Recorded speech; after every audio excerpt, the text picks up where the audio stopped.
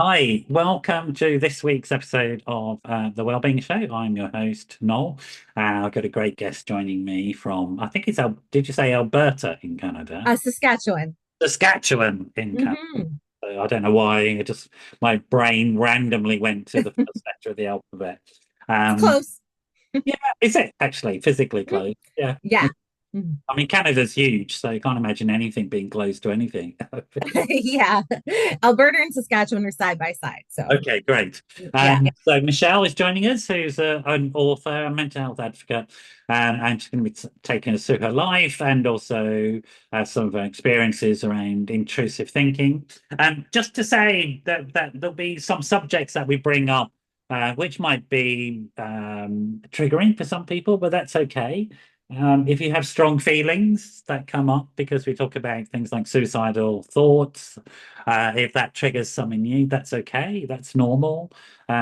Just remember not to ruminate inside your own head on it. Talk to somebody about it. Reach out to either a mental health professional or a member of your family, or in the UK, an organisation like the Samaritans, for example, which is the telephone organisation. I presume, Michelle, there are groups in around by you that people can call as well. Definitely.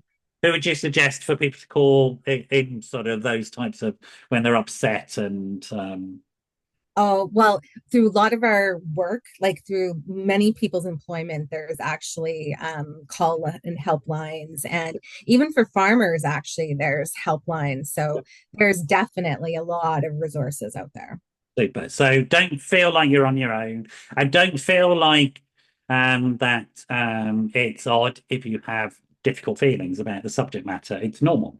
That's what happens. But talking about it in this way will actually help. And talking, if you do have intrusive thoughts about hurting yourself, the most important thing is that you tell somebody about that, that you don't Yeah. just sit on your own, sort of let them Yes. whirl around inside the head. Chat to somebody. That's the evidence is quite clear that as soon as you start talking to somebody, you'll be managing those thoughts and feelings much more effectively. And also, they will help guide you to other help. So that Yes.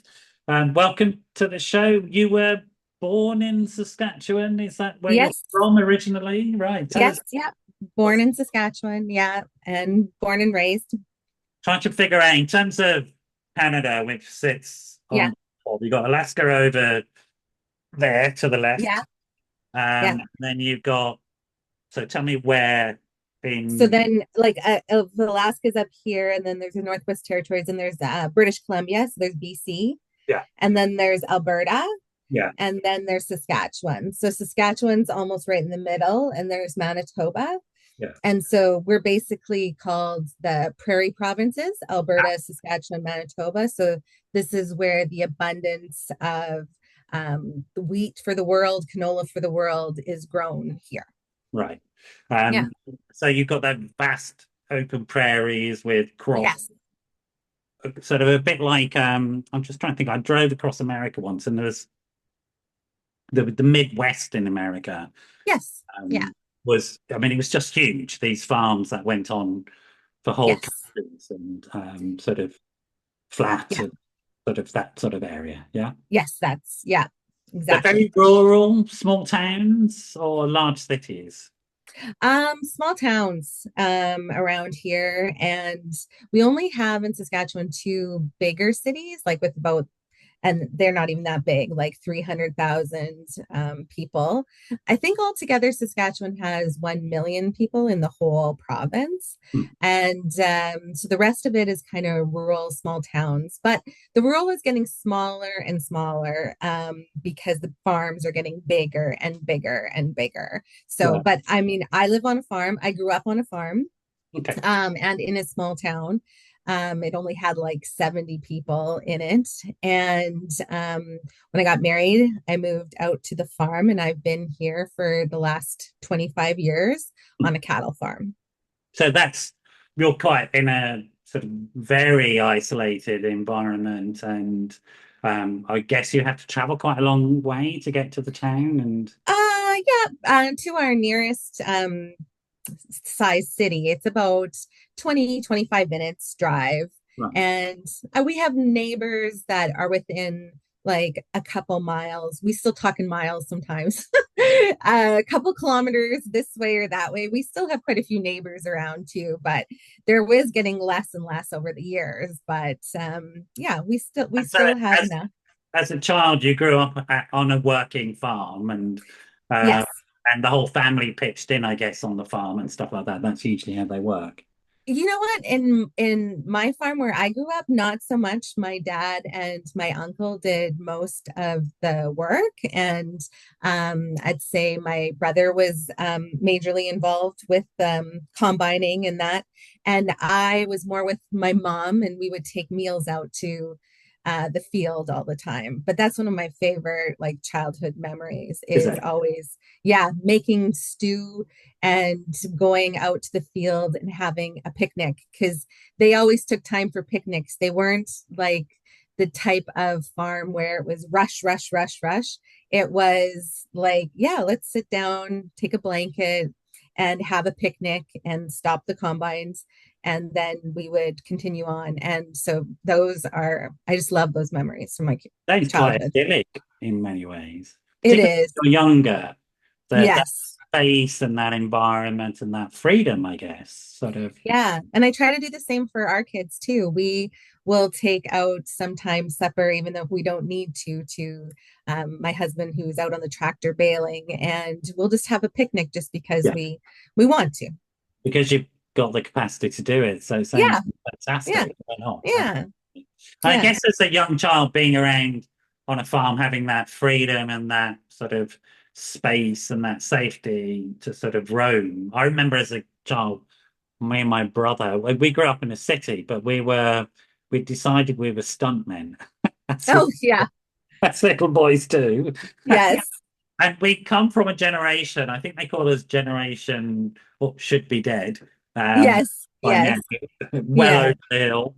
But we Yes. come from that time when kids would roam a lot more, even in Oh, yeah. and so in summer, during the holidays in summer, we were given sandwiches and some water.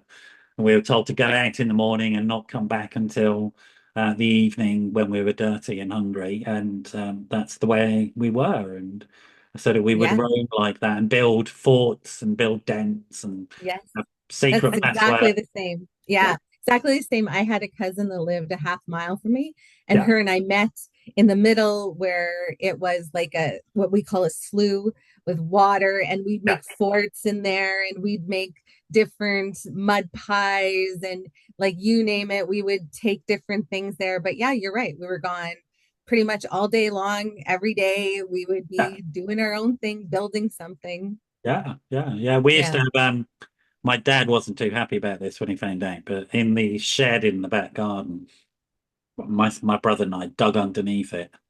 Oh, oh no. He was not happy at all. Oh no.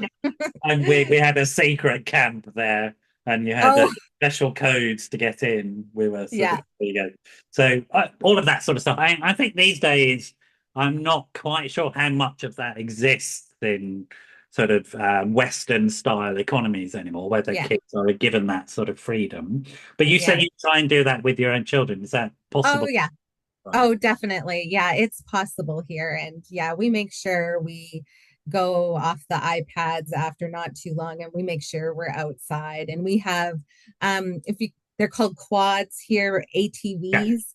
Yeah. We spend a lot of time on our land just going on our ATVs and exploring, and we go on canoe, and we just do all the different things that we can on our land to be outside and in nature and have fires and Yeah. have a hot tub outside and eat all that kind of stuff. So we are still living that, and we love that lifestyle. Give me the address because I think I'm flying over. Yeah, I think I could Airbnb it. I really do. You've got a guest on the way, I promise you. Hmm. Um, Yes, so that's that, you had a very idyllic sort of childhood in many I ways, did. like. I And did. school, you went to school, I presume, or were you In homeschooled? went to school, and it was a small school. To grade 6, there was only 2 rooms in the school, Mhm. and my grade maybe had like 5 or 6 people in it, Yeah. and very small but very attentive.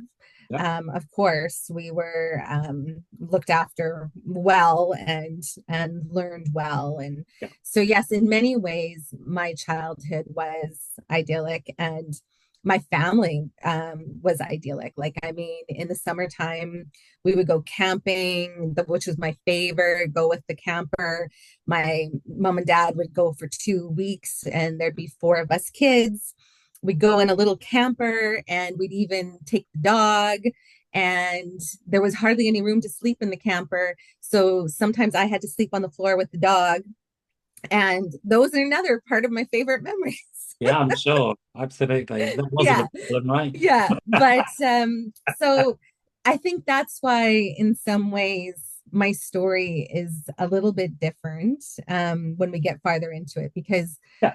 I really didn't have, a lot of people had like a rougher upbringing in many different ways, Yeah. and I didn't. Yeah. And Yeah. then you went to school. Did you go to college or did you? Yes. Yeah. I went to university, University of Regina, Saskatchewan, and I got my business administration degree. And then I went 3 years longer and got my what we call the chartered accountant designation here. So I got that done as well. So And then you moved in with your husband and that. yeah, and besides a little stint, we after we got married, we went and worked in Australia for a year and a half. Mhm. I worked for Ernst and Young in Darwin, Australia, and we did lots of work for United Nations in East Timor. Wow. And we did that for a year and a half, and just had amazing I'm experience. sure. But Yeah, that must have been quite extraordinary. oh, Wow. oh, so many stories. Like Yeah. it was amazing. And I was young, like 24, something like that. So it was quite a life experience. Yeah. And when we came back though, we then settled down, had our first baby, and then started buying into cows. And sort of continue the family tradition of Yeah. having a farm. I presume your business skills and business training are very helpful in running the farm, to be honest. It's sort of like, Yes. Yeah, I believe so, but I also work usually full time too. So I right, don't know that I can say that I do a lot of as much on the farm as that I probably could without okay. if I didn't work full time. Yeah. So you initially raised the kids or you went straight into work on the farm? What's this sort of, tell us about that. So I we have mat leaves here that are like a year long. Yeah. So we For had a year. the US viewers, they just all fainted. Yeah, yeah, exactly. A year to be with our babies. Yeah, that's Um, fairly normal in the UK as well. It's sort of oh, okay. maternity Yeah. leave. We've now got paternity leave as well, but maternity leave of a year. If you've got a state job in like in a school or something, that would be sort of Yeah. not really. Yeah. Maybe not so much in the private sector, but it's possible. Yeah. Uh, So so, I think a lot of us then because we have such a good mat leave program, we work in between. Like I mean, there's some people that go off and look after their babies full time, but I would say most women would go back to work mhm. in between. So I worked then at a health region doing accounting, and then not long after that, I took on my biggest role, which was chief operations officer of a public accounting firm. Yeah. And I had two accounting locations, and it was very, very busy. And we had lots of help from my parents and from my husband's mom, with raising the kids.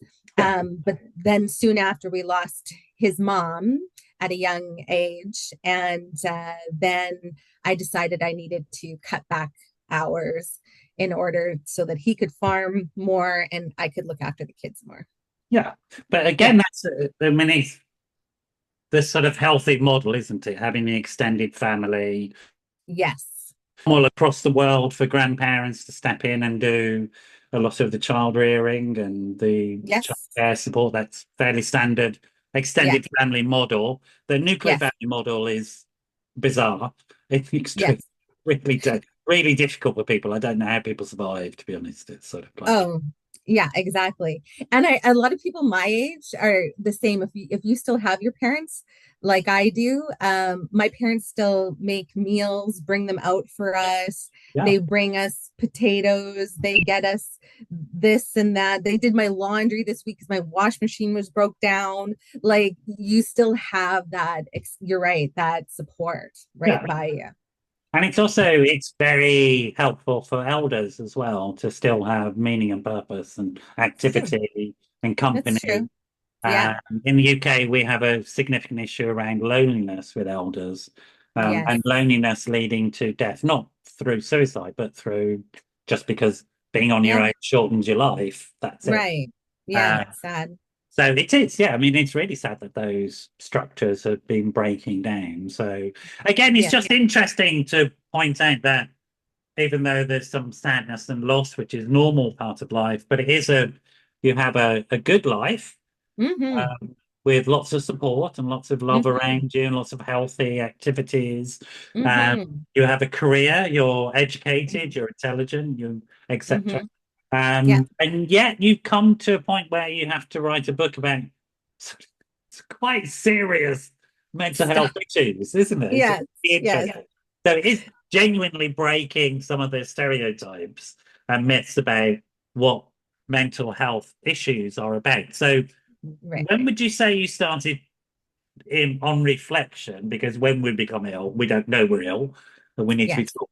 But on reflection, when would you say you noticed that there were some strange things happening inside your head and strange thoughts? And was there an event that precipitated it, or was it something that just emerged over time? Well, it kind of emerged over time. And I think I just kind of hid it away and kept it secret in my head, Yeah, like almost like as if when people have trauma and they just bury it and don't think about it. Like, and I think I tried to do the similar thing with it, yeah, because I just didn't want to admit that it was there. And so, like, I mean, I really didn't get diagnosed. It's been 28 years of suffering with the mental health illness and not having a diagnosis per se and real treatment that's focused on that diagnosis. right. So the So, diagnosis you have, would you mind me asking what it is no, now? it's well, I have harm OCD and major depression. Yeah. And Yeah. Harman is Harm OCD is where you see things happening. So I see things in my thoughts that are very violent in nature. yeah, And things are happening to other people or they're happening to myself. And it started when I was in my early 20s at university. I started seeing people like when I'd walk down the streets, people would just be, I don't know what I should say exactly to not be too graphic, but stabbed and hurt and kicked and like babies being hurt, pregnant women being hurt, like just and it would just be like you're walking down the road and it's like there's a movie playing all around you. And it is horrifying. Like it is a horrifying movie, and you're trying to stay completely normal. Like, no, this isn't happening to me. Like, and it just continued on and on. And I didn't get help for it then. I just tried to keep burying it as much as I could. But then when I had my first baby, it came back so bad, like mm, because then it focused on the baby instead. And so if when you're having intrusive, dark thoughts about things happening to your baby who you love more than anything in the world and would never want to harm, it is so disturbing. So I ended up with OCD, you have the trigger, I guess you could say, and then you have the compulsion that goes with it. yeah, So the compulsion for me was just another thought. So if I saw my baby being like hung or drowned or something like that, I would just take the nearest thing towards me in my mind, a knife, and hurt myself with it in my mind, Yeah. because that would negate, just like somebody would think about germs and wash their hands, that would negate it for me in my head so I could stop it. Because then it's like, okay, I see something happening to somebody, but if I just hurt myself with it, then, if I just drown myself, if I just poison myself, if I just do this, then it'll stop. But of course, it doesn't stop because you're in OCD. You're in where it's a constant cycle. And so that cycle just kept going on and on and on. And with my first baby, I didn't get any help whatsoever. And finally, with the second baby, I ended up reading a book from Brooke Shields, who wrote about postpartum depression, Yeah. called Down Came the Rain. And finally, from that book, I felt comfortable enough that I wanted to just go to my doctor and say, Right. okay, like I feel like I might be I didn't tell him exactly. I never said the exact things I I'm sure seen. you didn't. Yes. Right. Yeah. And so to him, yeah, maybe I was having a little bit of depression. So he put me on fluoxetine, Prozac, which really helped. Like it really did. Yeah, And yeah, I'm sure. so, yeah, so I was able to, keep going, go to counseling. I started counseling then, and Going to take a little breath here. yeah, So that because people listening may not understand about OCD uh, okay, and what it is. I think it's misrepresented OCD often. No, I don't think. I know it's misrepresented it is. in a really bad way, and it's Yes, presented as though it is the cleaning thing is the classic yes, that and in fact I did it this morning with a friend. I was going out with a friend. I have slight rituals like everybody does about leaving yeah. the place where I need to check I've locked the door and Oh, stuff yes, like that. It's not OCD, but I call it OCD with my friend. right, I've got yeah, a little bit of OCD. I'm just gonna as a but that's right. not what OCD is, and people No, don't understand it.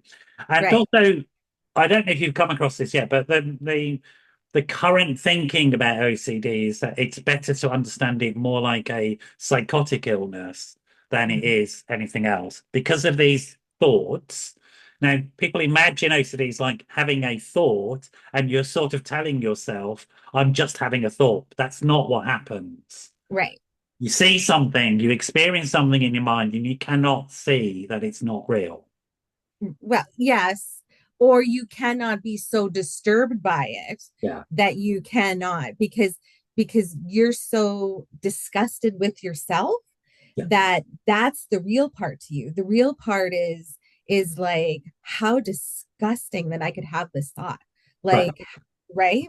Yeah. Yeah. Thinking about in terms of, we'll come to the hard OCD in just a second, but in general, we're now thinking that OCD is more like this. It's more like, so taking the example of a door that's been left open, which is, I'll take my Yeah. example. I know in my mind that I didn't leave the door open, that it is Right. locked, that Right. Right. I'm engaging what's called reassurance behavior. I'm reassuring myself. Right. I then go and check the door and I've reassured myself, and that's all I need to do Yeah.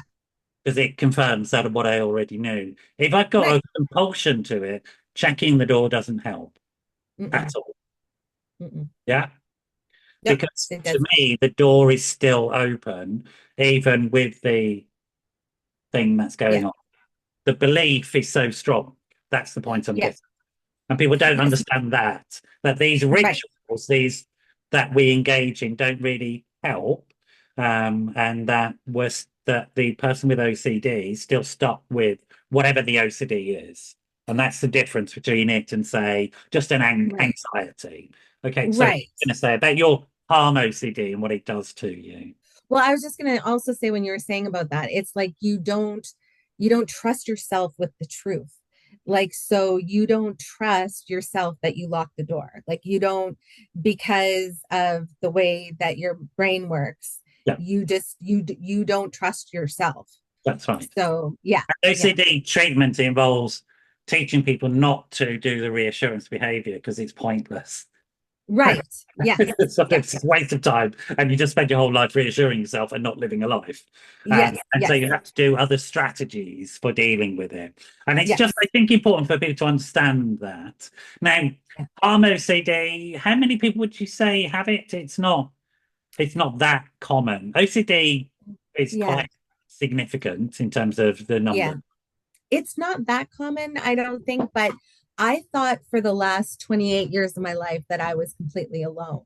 Did you? Right. And all of a sudden, when I did get my diagnosis, I found out that I wasn't alone. And if you, I found people that I follow on TikTok and who actually openly talk about their harm OCD, intrusive thoughts.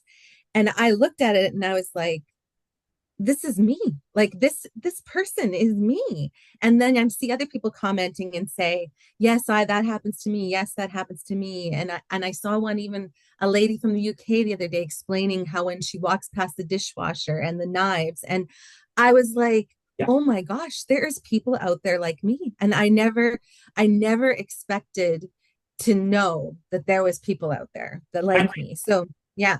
an important part of your story is that you read Brooke Shields' Yeah. books. To me, that's Yes. important because Yes. then that began that opening those doors to you understanding there was a Right. problem and I could ask for help. Right. that Uh, that was very important for me for yeah. that time. Yes, definitely. And I'm so grateful that I did get help then, right? So even if I Yeah. wasn't telling everybody the whole truth, at least I was getting myself some medication and some counseling and some help. Yeah. So the anti-anxiety antidepressants helped. So these Hmm. are SSRIs, which are just standard pills Yeah. that are given out by doctors now. Nothing special about them. Right. They helped. In what way did they help you, Michelle? Do you mind saying? Yeah, they would just they started just diminishing the thoughts from happening Right. so often. So where there would be thoughts happening like once every couple minutes, the thoughts would then spread out, one every hour, one every 3 hours, one every, to eventually you could get to the point where you could make it a day with, excuse me, without a thought. Well, that must have been such a relief for you. Oh, such a relief, like to get through a day and you'll be like, oh, I made it today and I didn't, so yeah, it definitely helped for sure. And for you, when you think about those thoughts now, I'm presuming it's not triggering you into too many sort of intrusive thoughts at the moment because you're No. going to be careful with yourself. Yeah. Um, People do need to learn. We talked about this before the show, so folks should know um, Yeah. that Michelle is looking after herself and she knows her own boundaries and she's very safe with herself. Hmm. That's great. Yes. Yes. When you think back on those thoughts now, which Yeah. were not treated, um, where do you think they were? How would you understand that they come from in terms of a mental health issue? What's your understanding about why, what they were about? How would you frame that knowledge now? um I guess maybe I'm still trying to figure it all out. I mean, I wrote my book and I delve into, my history and my past, and definitely mental health was in my family. And so when I was younger, I had an uncle and an aunt with schizophrenia. And we didn't, in those days, it was very popular not to talk about anybody about their feelings, about how they Yeah, felt about anything. And so I was always very afraid of my uncle's paranoia and temper. And in a way, I've been figuring this out over the last month, is I created the stereotype as well in my head about mhm. mental health because I never wanted to compare myself with them. Like I didn't, right? Yeah, yeah, yeah. Because everybody else was like in my family was like, oh, it's, they shun, like, oh, they're like this and we don't talk about this and whatever. And so I think I always had that in me, like, well, no, like I'm going to be successful, I'm going to be smart, I'm going to be like all these things, so I can't be that. Like I didn't know that the two, could possibly coexist. I was like, you're And one or they the other. did to you, didn't they? You Yeah. are and were successful, and you continue to be successful. Yes. And yet you are somebody who lives with a long-term illness. So OCD is one of those that are very difficult to treat. Yeah. Uh, it's, and people can live with it for the whole of their lives in the same way that people live with schizophrenia for the whole of their lives. But Right. just because you have this illness doesn't mean you can't get help and you can't have a good life. No, exactly. And With my psychiatrist said the same thing. He said he would rather treat schizophrenia than treat OCD because he finds OCD actually harder to treat. Oh, So it is. It is it definitely. is hard to treat. So yeah, definitely. I can't remember where we're at. That's okay. Just take your time. It's what I was saying is even with a long-term chronic severe mental health issue, which OCD is and Yeah, as is schizophrenia, you can get help and you can live a good life. And that's the right. thing. And it's really important, I think, because now we think about illness and wellness as coexisting. They're not one or Yeah, the other. We are not ill and then well. We're not well, then ill. We right. have elements of, we have aspects of ourselves that are functioning well at any Right. one point in time, and aspects of ourselves that are not doing so well at any one point. Right. That's the truth of life, right? Yes. Yeah, Does that definitely. does Yeah. that make sense to you? Oh, for sure. Yeah, totally. It makes sense. So when Yeah. you saw the doctor initially, the general practitioner, did Yeah. you then get referred on to a specialist, a psychiatrist at some point? No, I just went to counseling, like, and I just took my fluoxetine, and I was able to just kind of get better on my own with that. Right.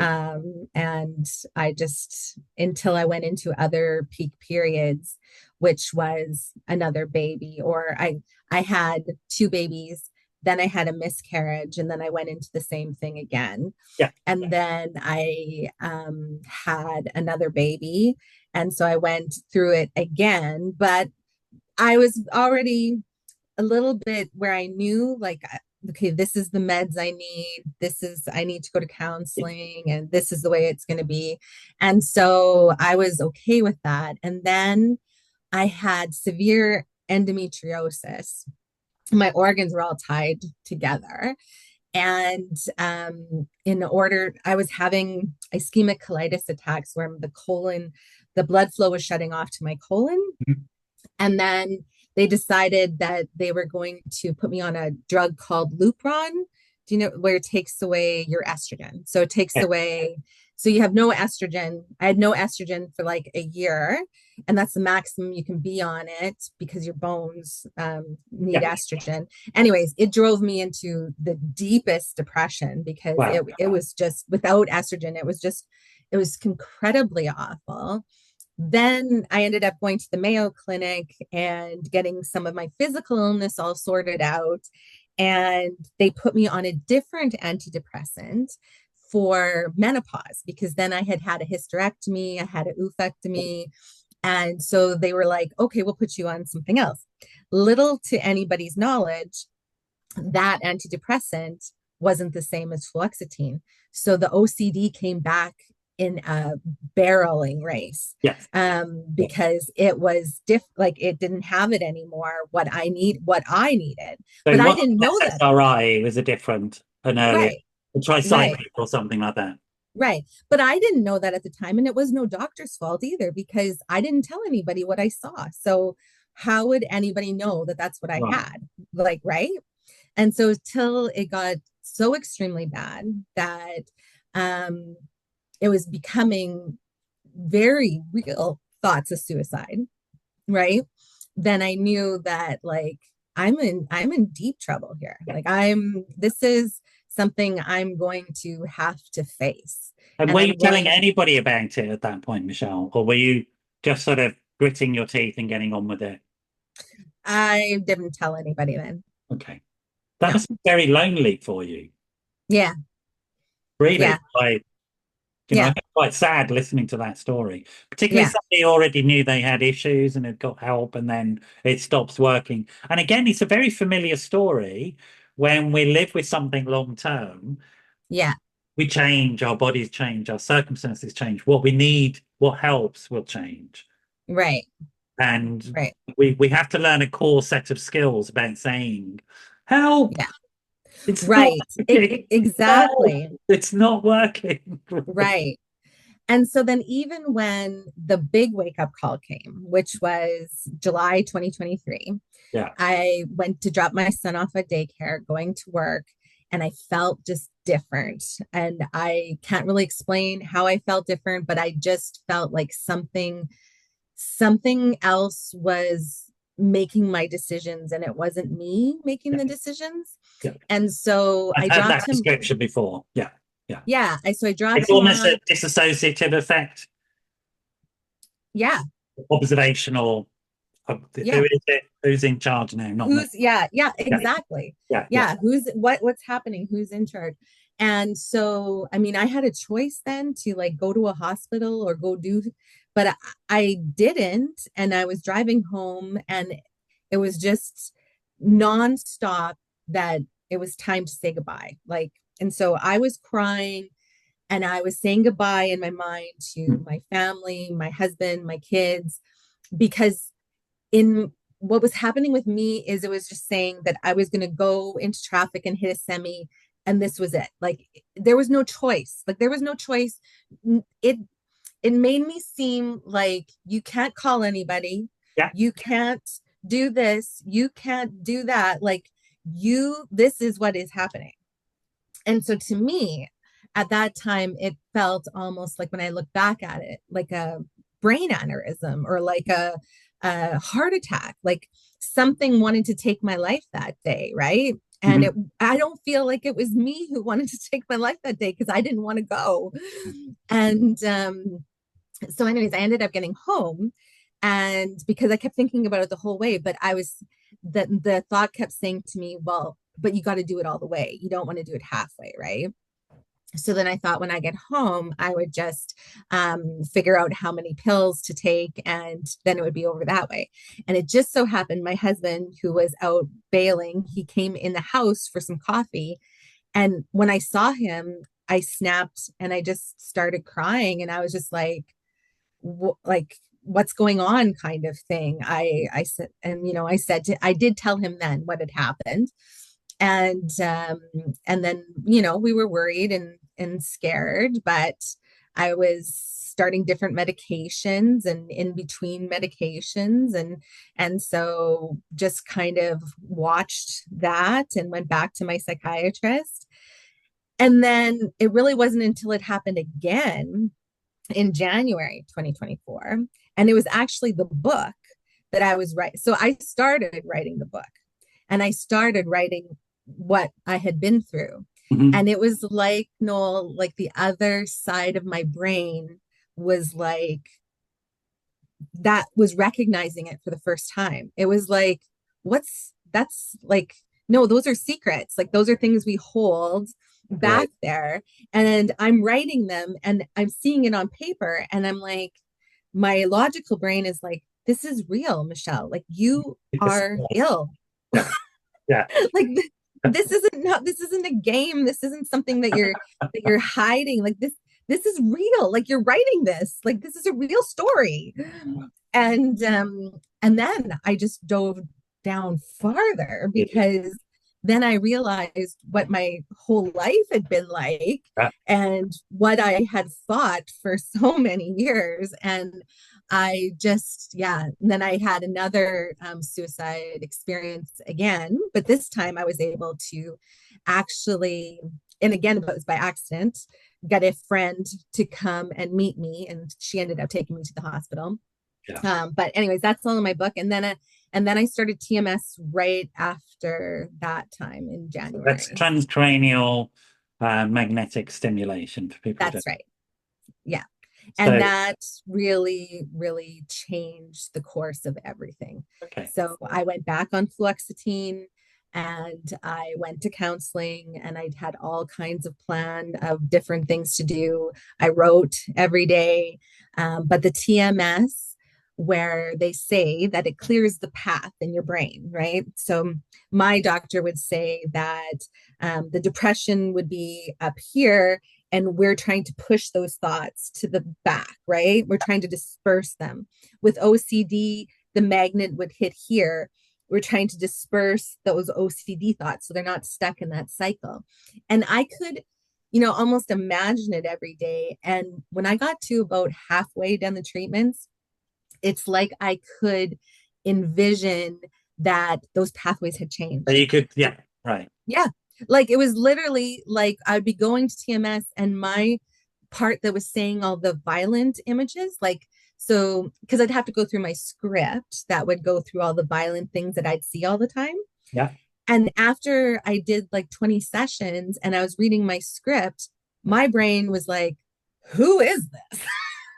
Like, this is not something that we would do or look at. Like, Right. this is wrong. Like, this Right. is just not right. Yeah. And then slowly finishing the 40 treatments, my brain just ended up having so much more power and control to say, like, no, like I don't want to do that. I need help. I need to do this. I need to do that. I need to look after myself. And then the writing the books, I ended up writing three in total. The first one's really like released yesterday. But Right. yeah, yeah. So yeah. How did that feel? Oh, it felt good. It feels, a little bit exposed, I'm sure. just like I'm doing now, right? Oh, Everything's a you don't little bit do things by exposed. half, do you, Michelle? I don't. I You're really not that don't. sort of person, are you? No, no, well, we say here, go hard or go home. Yeah. Well, it's a magical story in many ways, and it's a testament to the power of you as a human being. That it is slightly weird what we tolerate in ourselves, isn't it? Hmm. Let me Yes. get some perspective on it and go, what did I do? Yeah. Except Yeah, I love that. exactly. I love that relationship to writing. And again, writing is something I often encourage people to do, is Hmm. to take these thoughts here that you've never told anybody. I mean, Hmm. lots of people have them with psychological distress, uh, Yes. because of the shame, because of the embarrassment, or because it's so Yeah. normal. It's like, Yeah. it's not interesting, is it? The fact that I just thought about ripping my head off. Why would that be? Yeah. Right. Right. Yeah. Like, I've had that 3 million times. Um, Yeah. but actually, then you put it on paper or you put it in the computer. That tells you how old I am. Used to use paper and pens in my day. Oh, yes. Yeah. No, me too. But that narrative thing suddenly gives you a new perspective on it because literally Hmm. what you're doing is using a different bit of your brain to process Hmm. the same information, which Yeah, is essentially what this magnetic therapy has done for you. It's allowed you to exactly. use other mental functions or other aspects of your mental functioning to look at the Exactly. same issue and allow you to have a different relationship to it. Yeah, exactly. Like it's amazing. Yeah. Do you Yeah. still have the OCD? Do you still have those thoughts now? I do, but they're minimal. Yeah. And like I am in care. Like I go every couple months to my psychiatrist. I was there yesterday, and my regime is working well for me now, and so it's very minimal. I do, there can be if I get like way too over anxious about something, or there's lots happening at work and family, and then I just have to take time for myself. I just Yeah. have to go and lay in my room in a dark room, and I just have to rest my brain because my brain just there's so much going on in it. There's just like so many things happening that I just need to rest, and then I'm able to continue back And do you on. have a sort of plan? Do you have symptoms that you look for and that are suggesting, oh, I'm becoming ill now, I need to do something, and then Oh a yeah. plan around that? Do you have a structure Oh, around? well, I can just feel it. I can just Yeah. feel the anxiousness when the anxiousness pulls at me. When I start getting irritable with my family, like Okay. it That's a just starts good pulling at sense. me, and I'm like, okay, you know what? No, I'm gonna lay down for a bit. I'm gonna relax. I try to put events, farther apart between each other so that I leave myself a day or two to rest in between different things so that I don't get too So worked you up. Right. accept job vulnerability now and you work with it in a healthier way, it seems. Exactly. Yeah. Yeah. And it's so much more freeing. It's Yes. so much Yes. more freeing to know, to have told my parents, my siblings, my family, it feels so much better to be able to go into my room and tell them that I need a rest. And they know that I just need a rest and that I'm struggling with something and I just need to rest for half an hour, but I'm fine. But how much easier is that than trying to be a persona that wasn't you like the whole entire time? I felt like I was an actress at many times, like that I had to put on full plays for the day, right? Because I couldn't say what's actually happening inside. And that was so difficult, like so and so hard on my brain. It's also, I think, it is one of the things that happens, and we do have to finish. I'm afraid. Yeah. One of the things that happens is when we have disturbing thoughts in our head, we're worried about disturbing other people with them. Yeah. Yes, So, definitely. and we want to protect people, but actually it doesn't protect people because we just get worse. And Yes, then that's people right. get really freaked out. Right. Actually, most people can deal with this stuff if Yeah. we can explain it to them, Exactly. It, and can manage it. And then, like you say, we use the term normalize it, just normalize it. It's just not. normal for Yeah. me to need to go away and sleep Yeah. more than you. That's my normal. Don't worry. That's my normal. Yeah. Yeah. It's great. And that is so important. And that is one, and I know we don't have much time, but that is one of the reasons like that propelled me forward to go forward with the book, is because there was in Regina, which is a city close by, there was a lady who had postpartum depression, Yeah. and she had committed suicide, and she had two little ones. And they talked about on the news about how she had these dark, intrusive thoughts that ended up, she was not able to tell anyone, she ended up committing suicide over it. And I thought, I don't want one more person to have to go through that and die alone, thinking that they are this horrible person. And then they could have actually known that there's other people like them, that they're not alone, that they can get help, that they're not this disgusting killer. Like they're just, these are They're not normal. a failure. People are Yeah, not not a failure. failures when they're Yeah. ill. You're Yeah. just ill.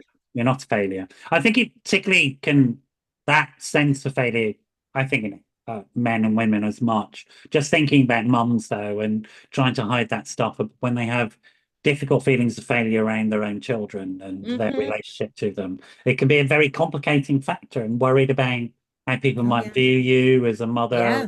etc. So um, Oh, definitely. it's an amazing story you've got. I'm really sort of touched by it. What a great story. I'm sort of Yeah. think like, oh man, why did you spend so long doing that stuff? Like, don't and do that. and I wish I could talk to you for another hour. I feel I like I know we only should have. touched We I should get you touched the back. surface. We should get you back. So you've written three books. Tell us the titles of them. Okay, well, the other ones aren't released yet, but the first one is The Thoughts I See. Yeah, So by Michelle J.E. Temple. It's on Amazon. It's out in the UK as well, Amazon in the UK. yeah. It's all across the world. And the next one is going to be The Thoughts I Still See. And the one Great. after would be The Thoughts I'll Always See. Yeah, Um, that's it. Fantastic. Brilliant titles. They are brilliant. yeah, Absolutely, yeah, and yeah, exactly right. Do you have a right. website or anything like I that? do michellejetemple.com. Yeah, And I have blog posts weekly and I talk about all this stuff. I talk about like the raw harm OCD thoughts are part of my blog yeah. weekly. And so if anybody would like to check that out as my book, of course, but the blogs, I'm hoping could really help people as well. Wonderful. Yeah. Wonderful. It's been Yeah. such a pleasure to have you here. You stay here while I say goodbye to people. We do have to finish there. Yeah. I'll get Teresa to reach out to you and bring you back on again, and we'll continue the Sure. conversation for sure. When is the second Okay. book due to come out, do you think? Oh, well, it's just in the editing phase, so it'll be a little while We'll yet. get you on Yeah. before that then, and Yeah. I'll have a chat with you. So stay Yeah. there. Hope you've found that useful and interesting. Like I say, if you're having difficult thoughts or feelings about this, don't keep them inside here. Pick up the phone, go and call somebody, talk to somebody, get the help that you need. There is help no matter what. Um, See you all again for the next show, but for now, we're going to say goodbye.